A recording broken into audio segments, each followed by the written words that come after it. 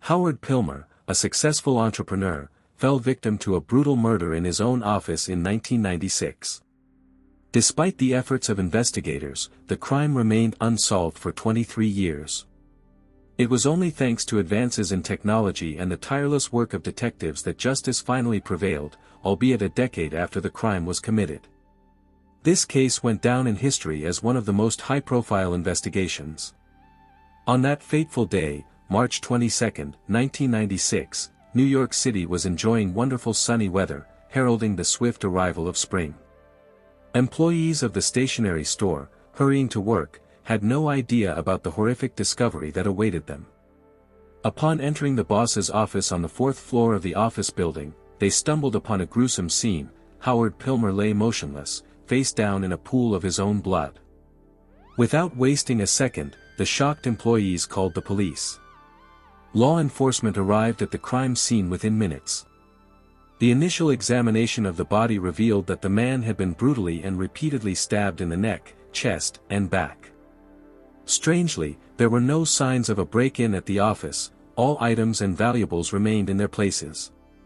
Howard Pilmer had just turned 40.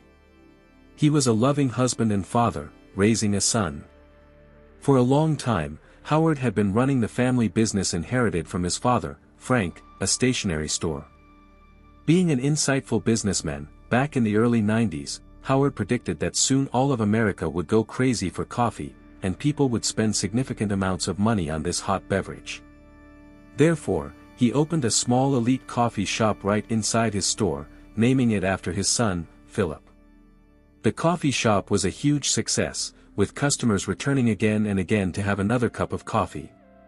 Soon, Howard expanded the business by opening a coffee shop at another location. His business was thriving. Howard's wife, Rosalind, who had worked for many years as a dental assistant, quit her job to help her husband with the coffee business. On that fateful March morning when Howard was found dead, Rosalind immediately arrived at the office. Despite the tragic circumstances, she maintained remarkable composure and self-control. The woman comforted the shocked store employees, assuring them that the business would operate as usual and everything would be fine. Howard and Rosalind had been in love with each other since their school days. In 1982, they had a lavish wedding surrounded by numerous relatives and friends. The newlyweds settled in the prestigious Upper East Side neighborhood of New York City. And in 1986, the couple had a son, Philip. From the outside, the Pilmer family seemed perfect. Howard successfully developed the family business while still finding time for his wife and child. When Howard fell victim to murder in March 1996, the police immediately launched an investigation. Many questions arose. Who could have wished harm upon Pilmer? Who had he met with that day? Who was in his office, a relative or a colleague? The next day, March 23, investigators visited the Pilmers' residence to talk to Rosalind. The widow let the police officers in without hesitation. She said that her marriage to Howard had been happy and that the couple rarely argued. According to Rosalind, on the evening of March 21, she and her own brother, Evan Wald, were at Howard's office discussing work matters. After the meeting, she claimed, she and Evan left while Howard stayed to work. He was later going to watch a basketball game. When Howard still hadn't returned home late that evening, a worried Rosalind called his office but to no avail. She left a voice message, "Hey, it's 9:40 now. Philip and I want to know, are you still at work, or did you maybe go to a sports bar? I'm sure you'll call me back from there. We'll talk later, kisses, I love you." But Howard never called back. On the morning of March 22, Rosalind called hospitals, assuming that her husband might have ended up in one of them. The police questioned all of Howard's relatives and colleagues. Rumors spread about his infidelity to his wife. Could the murder have been committed by the jealous husband of a mistress? Or maybe it was one of the employees, dissatisfied with their boss. There were plenty of suspects. The door to Howard's office hadn't been broken into, so the killer had access to the office. Pilmer's body was covered in dozens of stab wounds, some of which, according to experts, were inflicted post-mortem. Whoever did this was clearly consumed by rage. Investigators noticed fresh cuts on Evan Wald's hands. The man explained that he had injured himself at work in Howard's coffee shop, allegedly breaking a plate by accident. Detectives learned that Howard and Evan often had conflicts. Moreover, a few days before the tragedy, Evan had inquired with a security guard about the location of surveillance cameras around the office building. Howard's death brought Roslyn all the family's real estate and business. The family also received over $1 million in life insurance payouts. Just 10 days later, Roslyn announced the sale of her husband's company. Instead of mourning, she actively negotiated with buyers, trying to get the highest price. The police closely monitored Roslyn and soon uncovered dark spots in her past. It turned out that for 16 years, she had worked for dentist Stanley Wanstock as a nurse and accountant. And all that time, she had been stealing from her employer. Over the years, Roslyn had embezzled $100,000. When she quit to join her husband's coffee business, the new accountant discovered that over the last 4 years, the woman had been transferring patients' checks to her own account, a total of 186 checks. At the end of 1995, the accountant exposed Roslyn. She admitted that she had indeed been secretly stealing from the clinic. The woman wept, begging him not to tell Howard. She feared that after such a revelation, her husband would kick her out of the house and she would never see her son again. Roslyn promised to return every cent of the stolen money. The accountant agreed to keep quiet, but time passed and the debt remained. In early 1996, when it was time to pay taxes, Roslyn once again found herself without money. She owed the state of New York nearly $15,000 for the coffee business. The woman didn't confide in anyone about her financial woes. However, Howard's stepsister, Heather, noticed that shortly before the murder, Roslyn's behavior had changed. She had noticeably lost weight and looked tense. When Heather asked if everything was okay, Roslyn replied affirmatively. Heather decided to ask Evan about his sister, to which the young man replied, "If Howard ever hurts her, I'll kill him." Just a day after this conversation, Howard was found dead. The murder weapon, a knife, was never found. Despite the lack of physical evidence, the Pilmer family had no doubt that Roslyn and Evan had killed Howard. Grandfather Frank forbade them from communicating with his grandson Philip. Frank Pilmer often came to the police station to find out how the investigation was progressing. He called daily and asked the investigators to work better. As for Roslyn, she wasn't particularly interested in the investigation. She never called the station, never asked how the case was progressing. A year after the tragedy, the police hung posters around the city, urging the public to help solve Howard Pilmer's case. Detectives noticed that someone was constantly tearing down these posters, and who could it be? Street surveillance cameras recorded Evan, as well as his second sister Jana, tearing down the posters. When detectives spoke with Evan and Jana, they replied that the posters scared them. They were frightened by the attention to their family. They felt that the police were persecuting them, not letting them live in peace. In 1997, Roslyn Pilmer was arrested for stealing money from the dentist. She pleaded guilty and received a suspended sentence after returning all the stolen money to her former employer, Dr. Stanley. Roslyn had funds because she had sold her late husband's business and also received a payout from the insurance company. In 1999, DNA technology advanced. Roslyn and Evan submitted samples of their blood, and it turned out that in Howard's office, on the day of his murder, a single drop of blood was found on the wall that belonged to Evan. This evidence became one of the most important details in the investigation of the Pilmer case. However, back in 1999, prosecutors considered this evidence insufficient to close the case. For the next 20 years, Roslyn Pilmer and Evan Wald continued to live their ordinary lives. Roslyn returned to her profession, getting a job at a dental clinic. The woman worked, received a salary, paid bills. She raised her son alone. Philip graduated from private school, studied in college, and then entered law school at university. Eventually, he got married, got a job at a top firm, and his career was going well. Evan Wald got married and continued to work in the food industry. Rosalind and Evan lived peacefully and had no idea that for all these 20 years, detectives continued to try to solve the Pilmer case. On August 15, 2017, Rosalind and Evan were arrested on murder charges. Both denied guilt and refused to be released on bail before trial.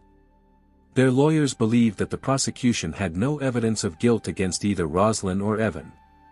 The key evidence was just one drop of blood belonging to Evan, found at the crime scene. But no one could say for sure at what point this drop appeared on the wall.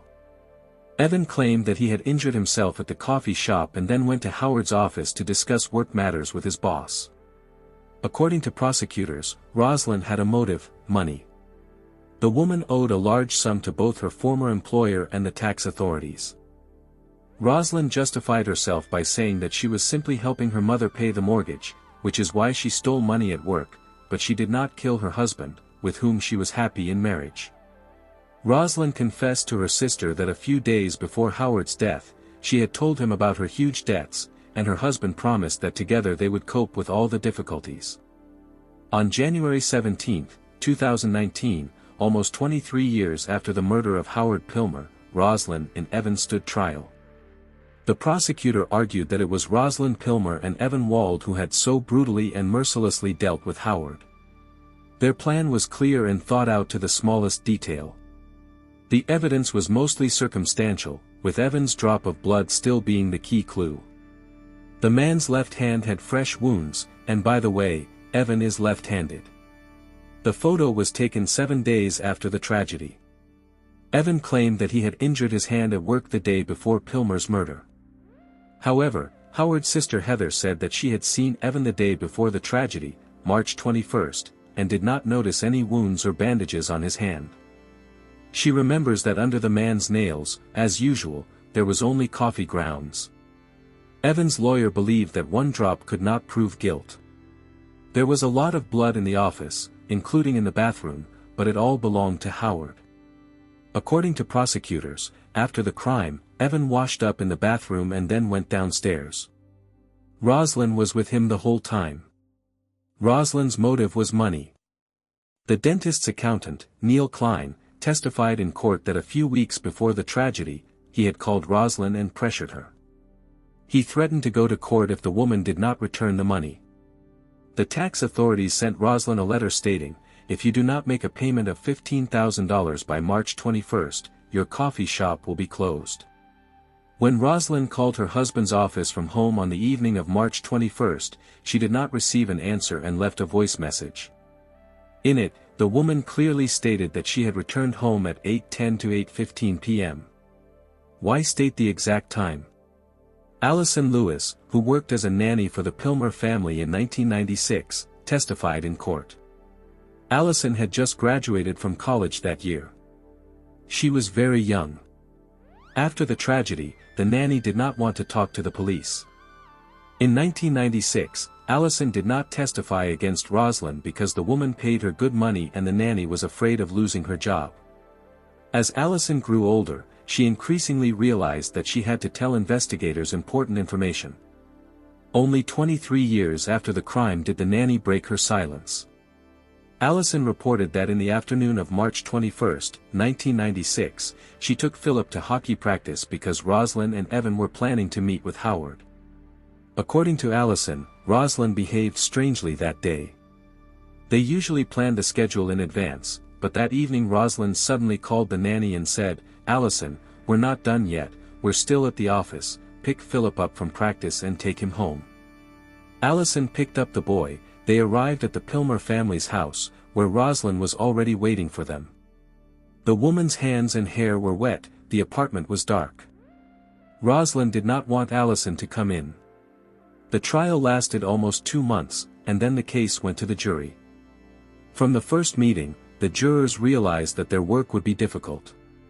The atmosphere in the courtroom was too tense. Cameras were not allowed in the courtroom during the verdict. Relatives and friends of Howard sat on the right side, relatives and friends of Rosalind and Evan on the left side. Philip supported his mother as best he could. The jury reached a verdict: Rosalind Pilmer was guilty of second-degree murder, Evan Wald was guilty of second-degree murder. When Philip heard these words, he immediately stood up and ran out of the courtroom. In July 2019, the sentence was announced, but before that, the family of the deceased Howard expressed that they wished the guilty parties to be given the most severe punishment possible. Frank Pilmer said, "Your Honor, every night I can't sleep because I constantly think about my son Howard and the last minutes of his life. On March 22, 1996, I lost 3 things, 2 of which I will never be able to get back, my son and my business. But I also lost my grandson Philip, and I know that he still doesn't want to look at me. I'm very sorry, but I want him to know that we all love him and want him to be around." Frank hoped that after these words, Philip would reciprocate, shake his hand and hug him, but this did not happen. Philip spoke in court, stating that his mother being in prison would not bring his father back. While Roslyn and Evan wept, Philip thanked his mother for everything she had done for him. She had raised him, given him a good education, always supported him, and helped him cope with his father's death. Philip asked the judge for leniency, but this did not happen. Roslyn and Evan were sentenced to life imprisonment, with the right to parole after 25 years. Turkey, 2021. The city of Igdir, with a population of about 100,000 people, was shaken by a tragic event that forever changed the lives of several individuals. At the epicenter of the scandal were a father, a son, and an 18-year-old girl, who found themselves entangled in a complex love triangle. Olena Egil, a young beauty who was just starting her adult life, lived in the very heart of Igdir. She was dating her classmate Gjokter Garjan, the son of an influential local businessman. But no one could have imagined the tragic finale that awaited their relationship. On September 30, 2021, Olena's body was found outdoors, on the pavement near the building where she lived. The police officers who arrived at the call of concerned residents confirmed the girl's instant death as a result of falling from the 5th floor.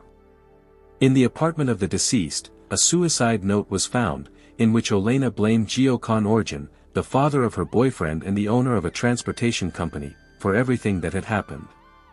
The autopsy revealed that the direct cause of death was numerous fractures and internal bleeding caused by the fall from a height.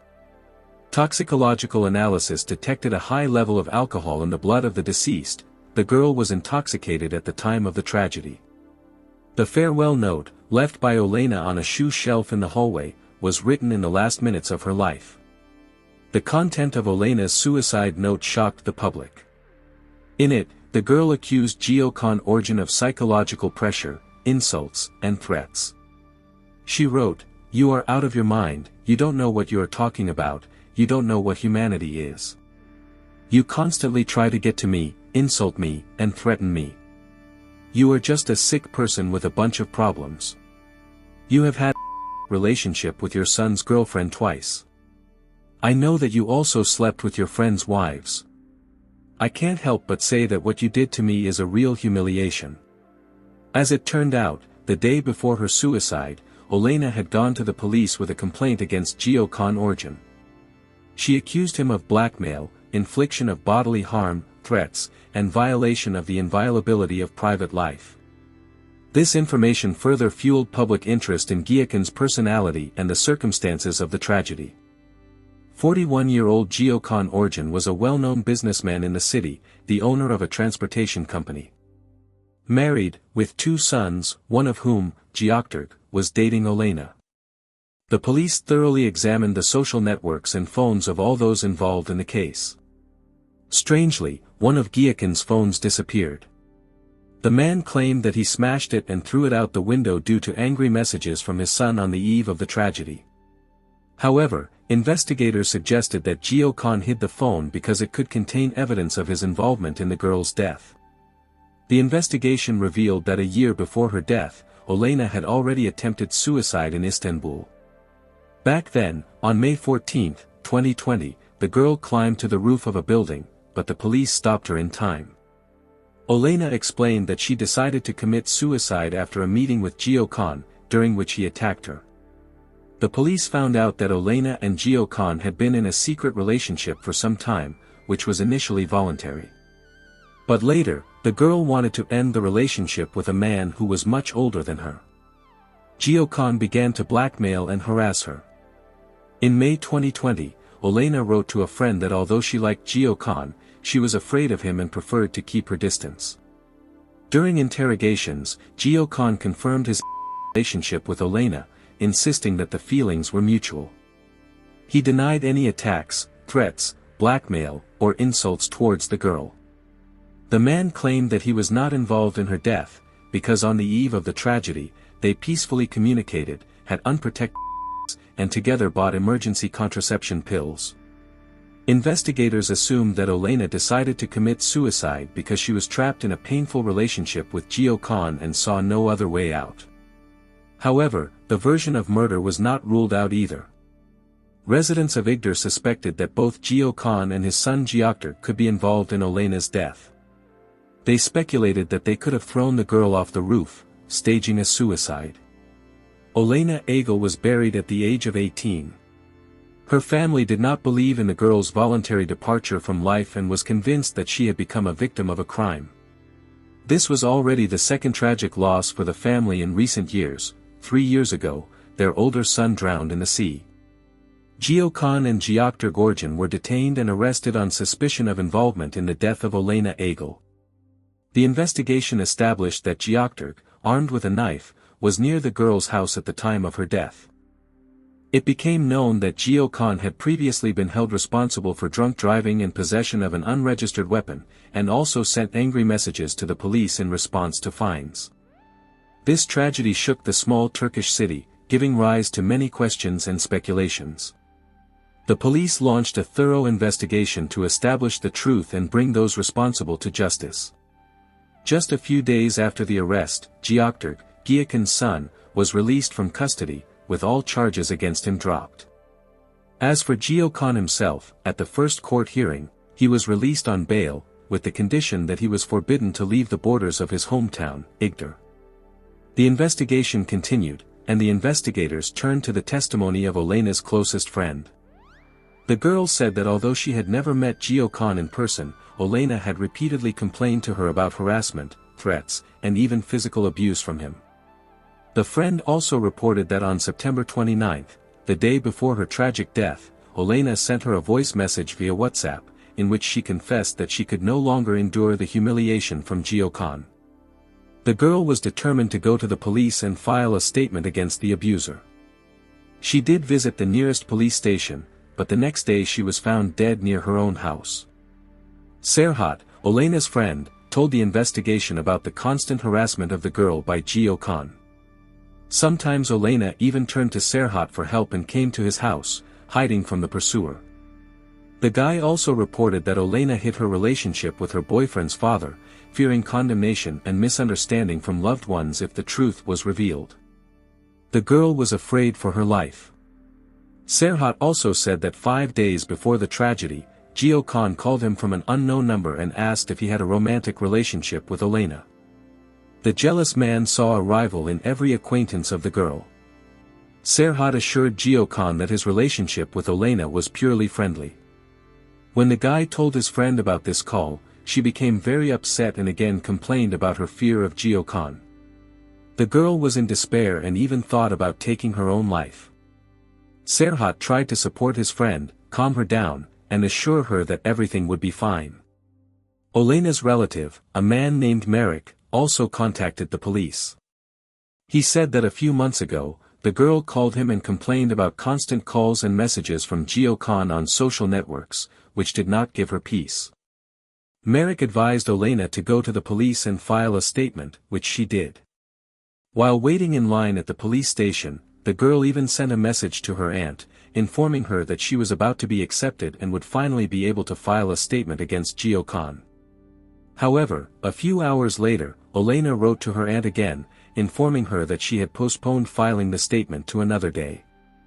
When investigators gained access to Olena's social media accounts, they discovered a message the girl sent to Gio Khan on September 8. It read, "We need to talk seriously, what is happening between us is wrong, our relationship may end badly."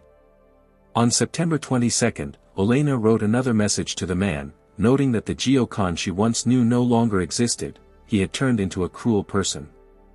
The girl accused him of hurting her and threatened to tell the whole world about his true nature. On September 27, 2 voice messages from an unknown user arrived on Olena's account. The voice of a man, very similar to Giacon's voice, warned that he was not a person to be joked with and promised a quick divorce with the girl. After her death, Giacon confirmed that he was indeed the author of these messages. Having gathered evidence and compiled a final report, the police handed over the case materials to the prosecutor's office, which, in turn, sent them to the judge. Shortly after that, an arrest warrant was issued for Giacon. On October 7, 2021, the man was detained again and taken into custody. The results of the investigation showed that Giacon had a strong psychological influence on Olena and actually drove her to suicide. Investigators also found out that the suspect was looking for young women through social networks, offering them money and gifts. Having arranged a meeting, he would get them drunk and persuade them to have relations. Thanks to his influence and financial capabilities, Giacon always avoided responsibility for his actions. Giactor, the son of the accused and the boyfriend of the deceased Olena, was also interrogated by the police, but no evidence of his involvement in the tragedy was found. During the interrogation, the young man stated that he despised his father for disgracing him throughout Turkey. Giactor, according to him, also became a victim of the situation and was going to leave his hometown forever. It is known that he repeatedly sent angry messages to Giacon, accusing him of deceiving young girls. Here is the text of some of these messages: "You write to my school friends, stop doing it. May God curse you. You are a godless person, you slept with my girlfriend. I'm going to leave Igdir. Stay away from young girls. Apologize to everyone you hurt." In one of the SMS, Giactor also mentioned that his father had abused his ex-girlfriend Beza, who was forced to leave the city, unable to bear the shame. On March 17, 2022, the trial of Giacon began. The family of the deceased Olena, her lawyers, and representatives of the Igdir Women's Rights Commission closely followed the process. During the hearing, a girl whose name was not disclosed gave testimony. She admitted that she also became a victim of Giacon's harassment. According to her, there were other victims whom this man had hurt, but they were afraid to turn to law enforcement. The girl said that after the abuse, Giacon began to threaten her, so she, overcome by fear, was forced to change her place of residence. Giacon's defenders insisted on the groundlessness of the charges, arguing that their client was not responsible for the actions that led to Olena's death. After several hours of deliberation, a verdict was rendered. Before announcing it, the judge asked if the accused, who had been silent all this time, wanted to say something. Giacon merely looked around at those present in the courtroom, declared his innocence, and demanded immediate release. However, the court found Giacon Orjan guilty of bringing the girl to a critical point and sentenced him to life imprisonment. In addition, the man was ordered to pay a fine of 10,000 liras.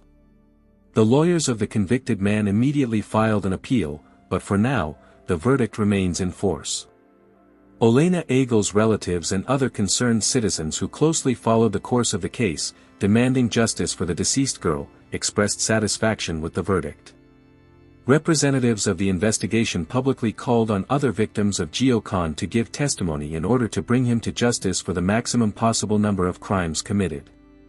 At the moment, Giacon Orjan is behind bars, actively seeking his release, while his son Giactor has left his hometown forever, hoping to start a new life. 25-year-old Jessica Hiringa, a resident of Norton Shores, Michigan, vanished without a trace in 2013 right from her workplace. The search for her abductor stretched on for many long years, during which several more women fell victim to the hands of the criminal. It was only when law enforcement officers managed to apprehend the perpetrator that they learned the chilling details about him. Jessica was born on July 16, 1987, into a simple family and had a biological sister. At the age of 22, she became a mother to a boy whom she gave the unique name Zevin. The father was Jessica's longtime boyfriend, Dakota Quayle Danner, with whom she continued to build a relationship. In 2013, the young couple was renting a house in Norton Shores. Jessica worked as a manager at the Exxon gas station located on the shore of the picturesque Lake Michigan. Thanks to her friendliness and kindness, she often received positive feedback from customers. Striving to provide a decent life for her beloved 3-year-old son, the girl took on any job and often worked overtime. In her personal diary, Jessica wrote about her desire to grow and develop, dreaming of studying at college and pursuing a career as an accountant. However, significant funds were needed to realize these plans. Dakota could not fully provide for the young family, which often led to conflicts between him and Jessica. Despite being engaged, the couple's wedding was constantly postponed for various reasons. April 26, 2013, was no different from any other day in Jessica's life. After lunch, she stopped by a local store for groceries, dropped them off at home, and then drove her car to work. At 4:30 p.m., the girl parked near the Exxon gas station and began her evening shift, which was supposed to last until 11:30 p.m. That day, Jessica was working alone. At 11:14 p.m., a disturbing call came in to the 911 emergency line. A man reported that he had arrived at the Exxon gas station, went inside to pay for fuel with cash, but the manager was nowhere to be found. He told the operator, "I don't know what happened, but there's no one at the gas station. The doors are open, the lights are on everywhere, but I can't pay for my gas. My car and another one are in the parking lot. Why is no one here? This is very strange." Within just 10 minutes of the call, police officers arrived at the scene. They thoroughly inspected the building inside and out but found no signs of a struggle or disorder. Jessica's jacket was hanging in the back room, and her purse with $400 in cash and keys to her car and house was lying there as well. While examining the back doors of the utility room, law enforcement officers noticed a single drop of blood, which, as it would later turn out, belonged to the missing Jessica. On the floor, detectives found a cover from the laser sight of a Walther P22 pistol and 2 watch batteries. The gas station's cash register was untouched, with the money still in place. The last receipt was printed at 10:52 p.m., an unknown visitor had purchased a lighter and left. Unfortunately, there were no security cameras inside the premises. Next to the cash register lay an open pack of Jessica's cigarettes, as if the girl had just stepped away for a few minutes and was about to return at any moment. Her locked car was in the parking lot, but Jessica herself was nowhere to be seen. She had vanished without a trace. The police contacted the gas station owner and informed her that the station was open but no employees were inside. The woman immediately called another manager who lived nearby and asked her to urgently come and lock up the building. Meanwhile, law enforcement officers notified Jessica's family about her disappearance. The girl's parents called all her friends in the hope of finding out something. One of Jessica's girlfriends said that she had stopped by the gas station that evening between approximately 8 p.m. and 9 p.m., and everything was fine. Shortly after, Jessica's colleague arrived to close the station. She recalled that around 11 p.m., while riding past the gas station with her boyfriend on a motorcycle, she noticed a car with an open trunk near the back service entrance. It was a silver Chrysler Town & Country minivan. The manager assumed that Jessica might have been unloading goods for the gas station, so she decided to stop and wait to see what would happen next. Near the vehicle, she saw a young man with wavy, disheveled hair, wearing an orange hoodie. The unknown man opened and closed the minivan doors several times, then got behind the wheel and drove away. Detectives reviewed surveillance camera footage from adjacent buildings and found frames showing the silver Chrysler driving past the Exxon gas station at 11:02 p.m. Another witness named Christian, who worked at a neighboring store, came forward. He told the police that he had seen a man from the minivan talking to Jessica outside. According to Christian, it seemed as if the stranger was simply flirting with the pretty girl, asking why she was standing outside and not inside. Based on the descriptions provided by witness Christian and Jessica's colleague, a composite sketch of the suspect was created, a light-haired young man of strong build with dark wavy hair, approximately 1.82 m tall. It was published 3 days after the girl's disappearance. Although numerous calls came in to the hotline, no truly important information was obtained. The silver Chrysler Town & Country minivan is too common a vehicle in the USA, with about 15,000 registered in Michigan alone. Finding the specific vehicle among them was virtually impossible. Jessica's civil partner, Dakota Quayle-Danner, also fell under suspicion. The young man admitted that he often argued with his girlfriend but never raised a hand against her. He actively cooperated with the investigation and said that on the night of Jessica's disappearance, he was at home with their 3-year-old son. Dakota emphasized that he did not have his own car and could not have reached the gas station without transportation. After checking his phone, detectives confirmed that he was indeed at home that evening and night. Despite the couple's complicated relationship, Dakota was excluded from the list of suspects. Conversations with Jessica's friends revealed that she had many admirers who would have liked to date her. Due to her friendliness and sociability, the girl often gave men the wrong impression. One of Jessica's admirers was 37-year-old married plumber Jesse Moorman. He said that on the day of the girl's disappearance, around 9:30 p.m., he had driven to her gas station, declared his love, and told her he was ready to divorce his wife for her sake. But Jessica rejected him.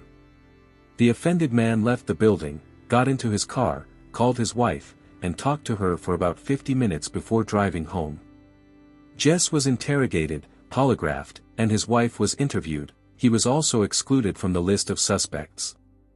Another person of interest was Rob Fallett, the biological brother of the Exxon gas station administrator. According to him, on that day, at approximately 9 p.m., he stopped by the station, greeted Jessica, and noticed that she was upset. When asked what had happened, the girl replied that she was having family problems. Rob suggested that she move in with him, but she refused. After spending just a few minutes at the gas station, the man made a purchase and left for night fishing. After checking his phone, detectives confirmed Rob's words and also excluded him from the circle of suspects. Rescuers joined the search for Jessica. Using helicopters, dogs, and numerous groups of volunteers, they examined residential and abandoned buildings, wells, forests, and the coast of Lake Michigan, but to no avail. The investigation had reached a dead end. Almost a year later, in March 2014, an attack occurred in Michigan on a woman who strongly resembled the missing Jessica, a petite blonde wearing glasses. Late in the evening, she was returning home when a man attacked her, forcibly dragged her into a car, took her to his place, and abused her for several hours, threatening to kill her. However, the perpetrator was found quite quickly. During the arrest, he resisted and threatened the police with a toy pistol, for which he was shot dead.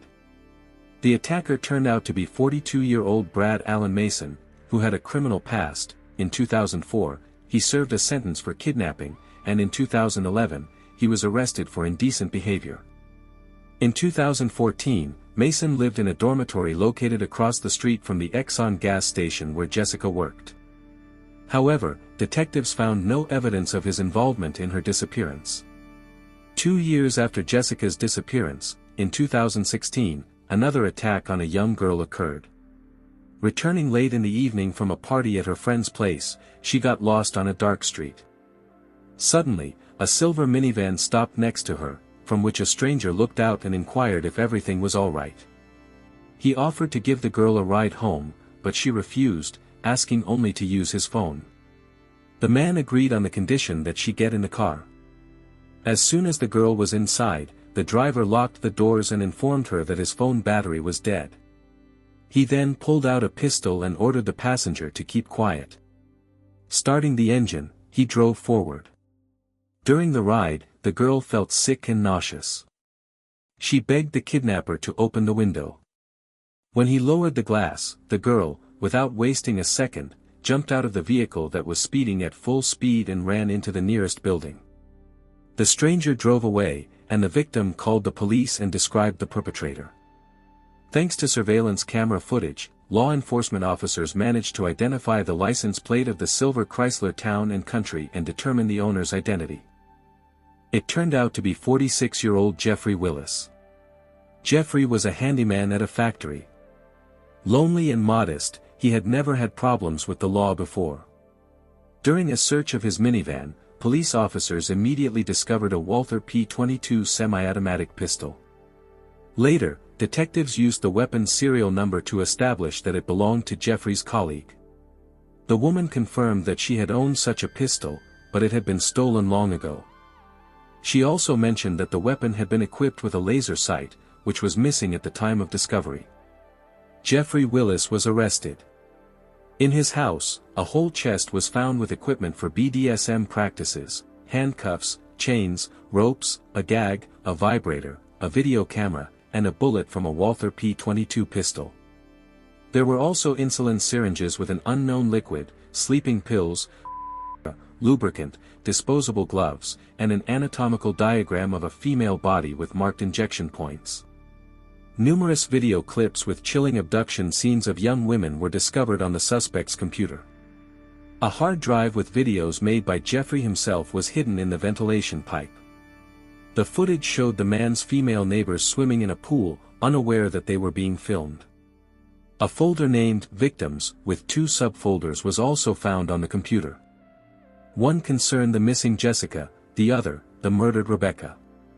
36-year-old Rebecca Blech was killed on June 29, 2014, a year after Jessica's disappearance, just a 20-minute drive from the Exxon gas station. The woman had gone for an evening jog and never returned. Neighbors found her lying right on the road, her coat pulled up, her pants slightly lowered. At first, they thought Rebecca had been hit by a car. The woman was unconscious but still had a pulse. Eyewitnesses called an ambulance and the police, but by the time they arrived, Rebecca was no longer breathing. As it later turned out, the cause of death was 3 gunshot wounds to the back and head. Numerous bruises were found on the victim's wrists and legs. The killer was not caught at the time, but 2 years later, after Jeffrey Willis's arrest, it was established that Rebecca had been shot with the pistol found in his car. Jeffrey did not admit his guilt. The prosecution believed that he had planned to kidnap Rebecca and take her to his home, but something went wrong. The woman resisted, so Jeffrey shot her and fled. The deceased's DNA was found on one of the gloves in Willis's house. The court found him guilty of the murder of Rebecca Blech and sentenced him to life imprisonment. Already behind bars, Jeffrey was charged with the abduction of Jessica, which he categorically denied. However, on the night of the girl's disappearance, the suspect's phone recorded his presence at the Exxon gas station. After that, Jeffrey went to his late grandfather's house, which was a 13-minute drive from the gas station. When the police arrived there, the front door was locked with a huge padlock. After breaking it, law enforcement officers entered inside. In the basement, they found many bottles with cleaning agents, powders, and bleach. They had a manufacturing date of early 2013. Jeffrey's colleagues said that on April 27, 2013, the day after Jessica's disappearance, he did not come to work. And when he appeared a few days later, he had noticeable deep scratches on his face and hands. A woman who had stopped by the gas station late in the evening on April 25, the day before Jessica's disappearance, also contacted the police. She told the girl that she should not work there alone until late. Jessica nodded in agreement. It was evident that she was agitated and seemed frightened by something. At that moment, an unknown man was inside the building. Addressing the visitor, he said, "Don't worry, she has customers who will take care of her." After that, he left. The alarmed woman went outside, got into her car, and waited for Jessica to finish her shift and go home. She was concerned about the young employee's safety. And the very next day, the girl disappeared without a trace. In 2016, the witness identified Jeffrey Willis as the same man from the gas station. Investigators found out that Jeffrey had visited the Exxon gas station and met with Jessica at least 15 times. His cousin, 48-year-old Kevin Bloom, who worked as a prison guard, was also detained. During interrogations, he constantly got confused in his testimony but eventually confessed. Kevin revealed previously unknown details of Rebecca Blech's murder that had not been reported in the news. He also confirmed that he had helped Jeffrey hide Jessica's body. According to Kevin, the day after the abduction, on April 27, his brother called him and said, "I have a woman at my place, we're having a party, and you're invited." Upon arriving at Jeffrey's late grandfather's house, Kevin saw Jessica, dead, tied up, lying on the floor. The brothers wrapped the body in a sheet, put it in the car, took it to the woods where Jeffrey had dug a hole in advance, buried the girl, and returned home. Later, when Kevin went to the burial site with the police, he wandered around the forest for a long time but could not find the exact spot. The trial took place soon after. Although Jessica Hiringa's body had not yet been found, the investigation had enough evidence to accuse Jeffrey Willis of her abduction and murder. Prosecutors argued that he had been watching the girl for a long time, and on the night of April 26, 2013, he parked the minivan near the service entrance to the gas station, broke inside, hit the victim on the head with a pistol, and at that moment, the cover of the laser sight flew off the weapon and fell into a puddle of Jessica's blood. Jeffrey then dragged the unconscious girl out through the back exit, put her on the back seat of the car, took her to his late grandfather's house, and there brought his nightmarish fantasies to life. A forensic examination of the suspect's electronic devices showed that he kept photographs and articles about the search for Jessica on his computer and followed the investigation.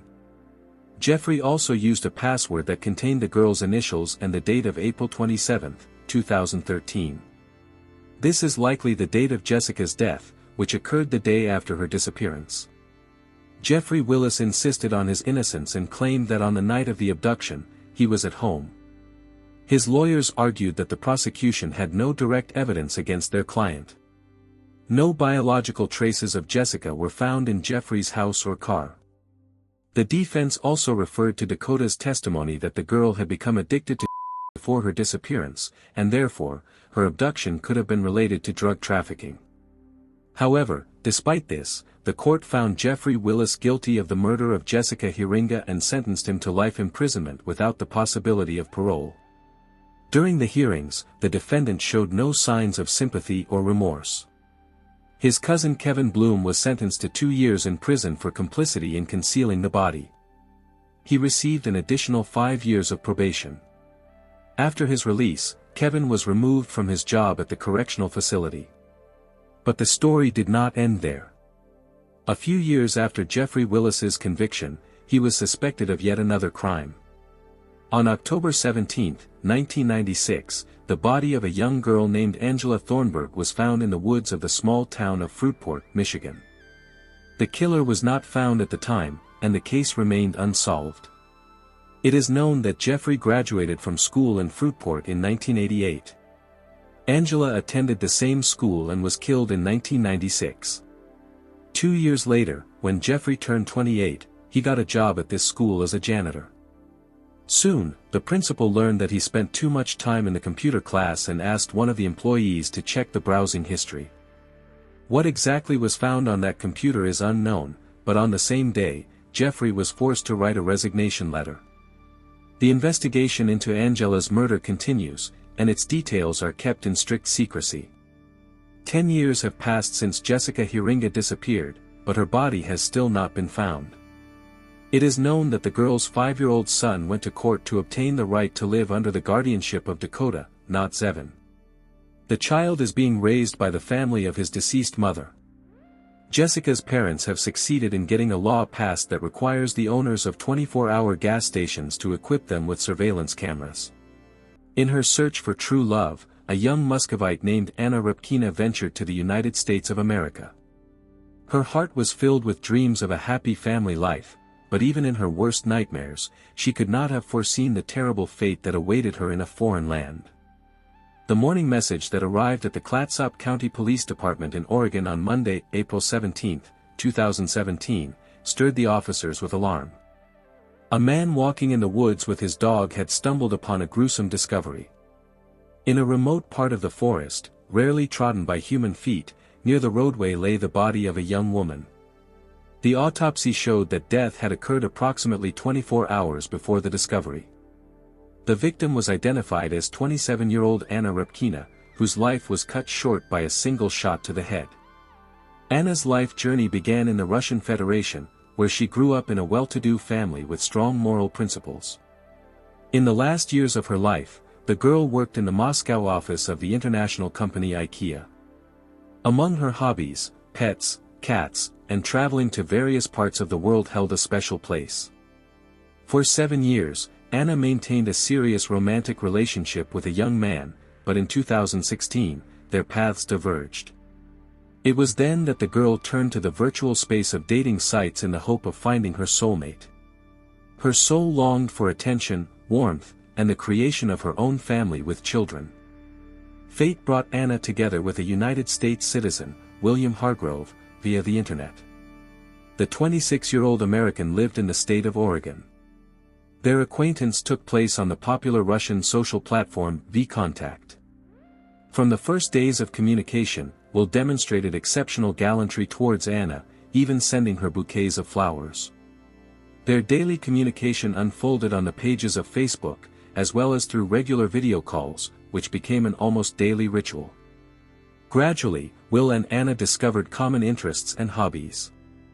Their musical preferences coincided, both were fans of rock music, enthusiastically attending concerts, and passionately discussing various bands and solo artists. Anna regularly shared humorous images with Will, demonstrating her developed taste for jokes. In their letters, the couple discussed in detail the prospects of a shared future, including plans for their first in-person meeting. Anna insisted that their date should take place in an atmospheric, romantically inclined setting. Will vividly replied, "Just imagine the picture, trees in snowy attire, a snow-white glade, a cozy tent, the bright flames of a large bonfire, and you in my warm embrace." Will's personality was distinguished by a cheerful disposition and natural charisma. He easily found common ground with those around him, adoring lively conversations and entertainment in the company of interlocutors. By profession, the man was an auto mechanic at a local dealership. Every Sunday, he traditionally gathered with his circle of friends. They spent time playing pool, singing karaoke, dancing, creating an atmosphere of carefree fun in a noisy company. In conversations with his buddies, Will often mentioned his military service, particularly the time spent in the ranks of the Marine Corps. He told his friends that his service took place in Russia, and he emphasized his long-standing fondness for that country. Meeting the Muscovite Anna Repkina gave him sincere pleasure. Will invited the girl to visit him in the city of Portland to spend the winter holidays together and welcomed the arrival of 2017. In December 2016, Anna flew to America with the purpose of meeting Will in person and staying with him for 2 weeks. When purchasing a plane ticket to Portland, the girl made a geographical mistake.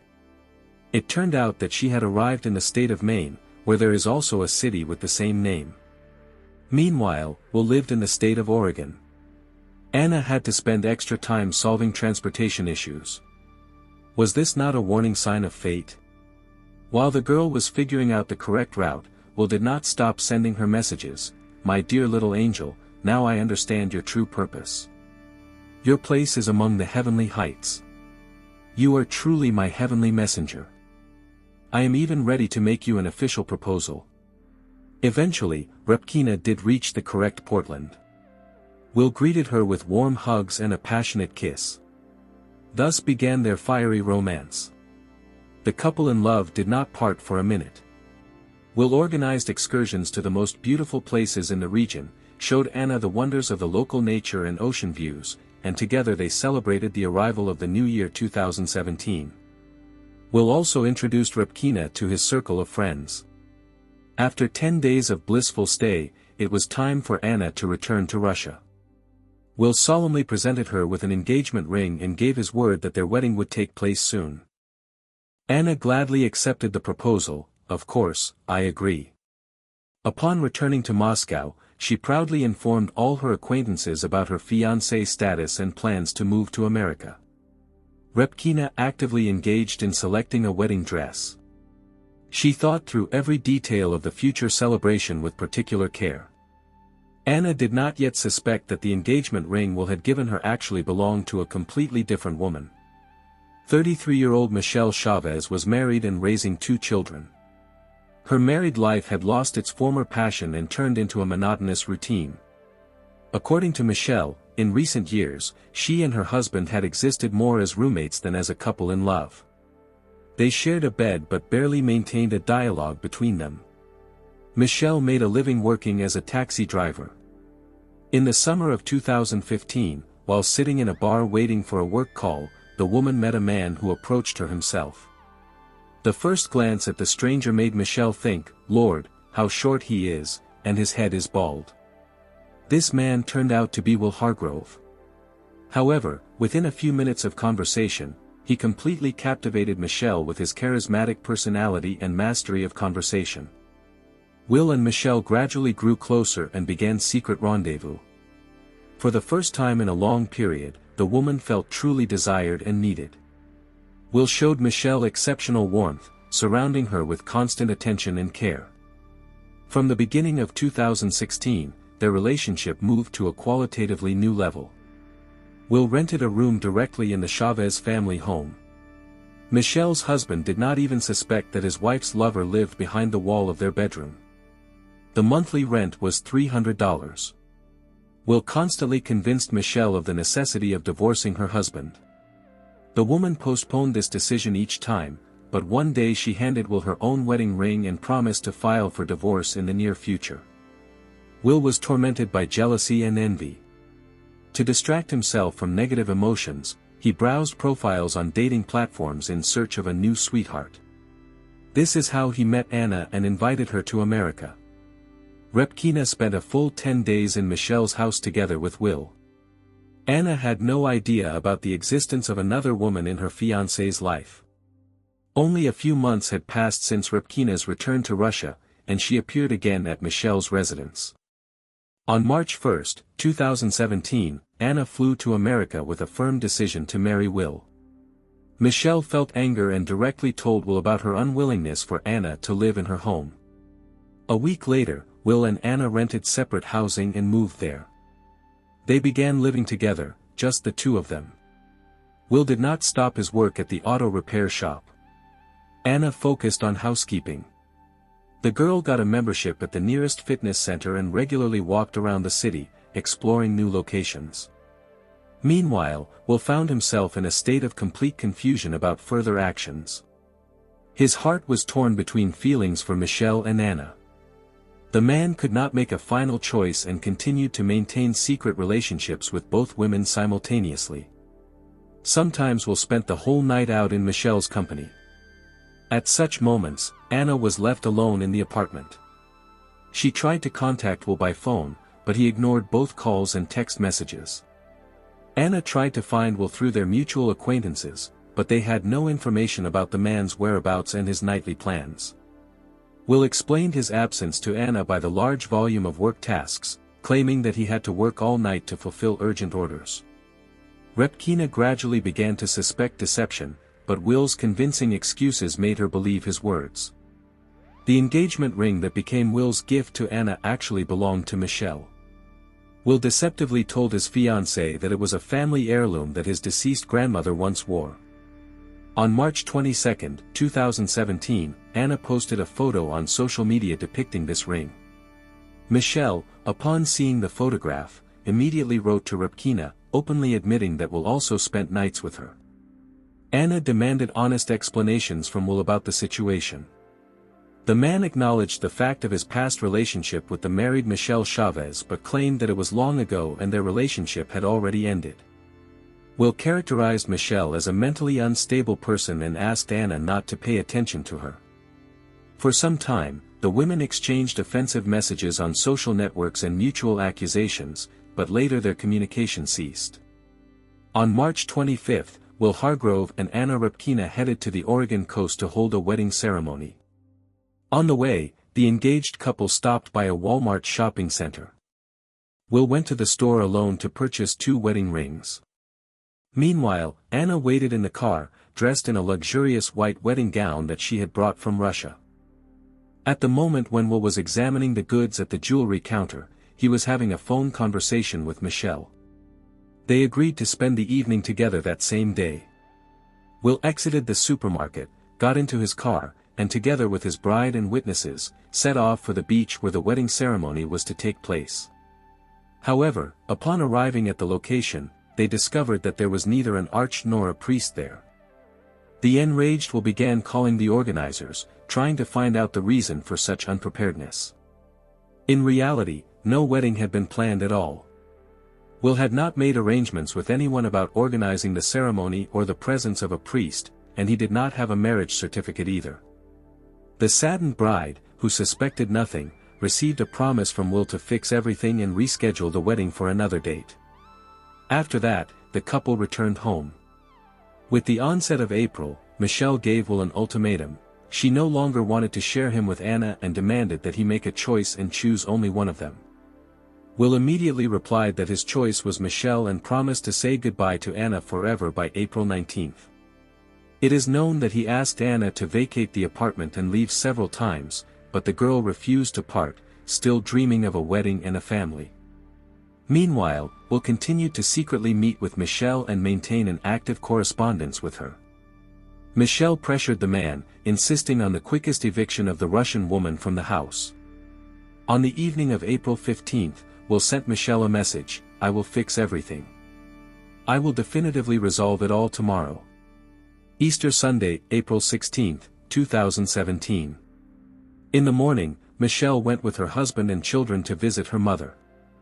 She had spent a sleepless night, worrying about Will, who had suddenly stopped responding to her messages. That day, Will stayed at home. He received a call from the insurance company with a warning that if he did not make a car payment today, the vehicle would be seized. Not having money, the man tried to negotiate a 5-day payment deferral, but the insurance agent refused, citing the lack of authority to postpone the date. Around 5 in the evening, Michelle received a call from Will. Upset, he told her that he had almost hit a deer on the road, causing a flat tire, and asked for help, providing an address. Will was waiting for Michelle at a store in the small town of Elsie, Clatsop County, Oregon. The store's surveillance camera recorded him buying Pepsi, a chocolate bar, and a pack of cigarettes. About an hour later, Michelle arrived to meet Will. Parking her car near the store, she went inside and, upon seeing Will, immediately asked, "What happened? Where have you been? Why did you stop responding to my messages?" Will said that he had quarreled with Anna at night, saying rude things to her, after which she packed her belongings and left his rented apartment. Rejoicing at this news, Michelle got into Will's car. They drove a few hundred meters from the store, parked in a secluded spot, and had in the front seat. Afterward, Will drove his beloved to the store, from where she went back to her mother's house, where her entire family was celebrating Easter. Will also headed home. On the way, he stopped at a gas station with an ATM and withdrew $200 from Anna Rybkina's card. While chatting with one of the gas station employees, the man even shed a few tears, complaining that his Russian girl had left him. After driving some more distance towards home, Will stopped again at a random ATM and, using Rybkina's card, withdrew another $800 in cash. Around 9 in the evening, he deposited $160 into his account through an ATM and then called the insurance company to have the car payment deducted. The next day, on Monday, April 17th, the dead body of 27-year-old Anna Rybkina was found. She had been shot in the back of the head with a shotgun. Next to the girl's body, investigators found a bag of fast food trash, an empty can, a pack of cigarettes, candy wrappers, and a receipt from KFC. While the police were collecting evidence, Will was sending Anna text messages expressing concern about her whereabouts. "Just let me know you're safe," he wrote to Rybkina. After that, Will began searching the internet for information about time travel, writing, "I need to find out how to go back. I need to fix a terrible mistake." He started sending messages to random people asking for advice. On April 16th, "My best friend made a mistake. I want to go back so as not to lose the woman who should be my wife," he wrote to a stranger. Obviously, the man was in despair and even stated that he was ready to sell his soul for this. After a few hours of searching the internet, Will went to the store, where he spent most of the money withdrawn from Anna's card. He bought a box of chocolates, several video games, and a large Lego construction set. After that, Will sent a message to his close friend Kevin Thomas, "I spent a lot of money, but I shouldn't have. I'm actually just trying to distract myself." On Wednesday, April 19th, detectives carefully examined the contents of the trash bag and were particularly interested in the KFC receipt with a time stamp. Although the receipt did not have the buyer's name, it had an order number. The officers visited KFC and learned that on Friday, April 14, a car with two men had pulled up to them and placed an order. One paid in cash, the other with a bank card in the name of Kevin Thomas. The police found the address of the card owner and visited his home. While talking to Kevin, they learned that on Fridays, he often spends time with his friend Will, and they usually stop by KFC. Kevin was called in for questioning at the police station. He told investigators that a few weeks ago, he had lent his friend Will a shotgun, which he supposedly wanted to use for shooting in the woods and letting off steam. Kevin noted that his friend had not yet returned the weapon to him. Having obtained this information, the police tracked down Will, who had moved back into Michelle's house. Will said that on Easter, April 16, he and Michelle had gone to Elsie, stopped at the store, made purchases, and then drove back home. When asked by the officer if he had thrown away any trash while there, Will answered affirmatively, noting that he had thrown it into a bin on the side of the store entrance. He precisely named every item that was in his trash bag. However, the investigators found this bag not in the bin, but in the bushes next to Anna Repkina's body. The police asked Will to ride with them to the station. On the way, the man sent Michelle a message: "I picked you up from your mom's, we went to the store in Elsie, and then I drove you back." When asked about Anna, Will said that he had met her on the street in the center of the city of Corvallis, where he was renting an apartment.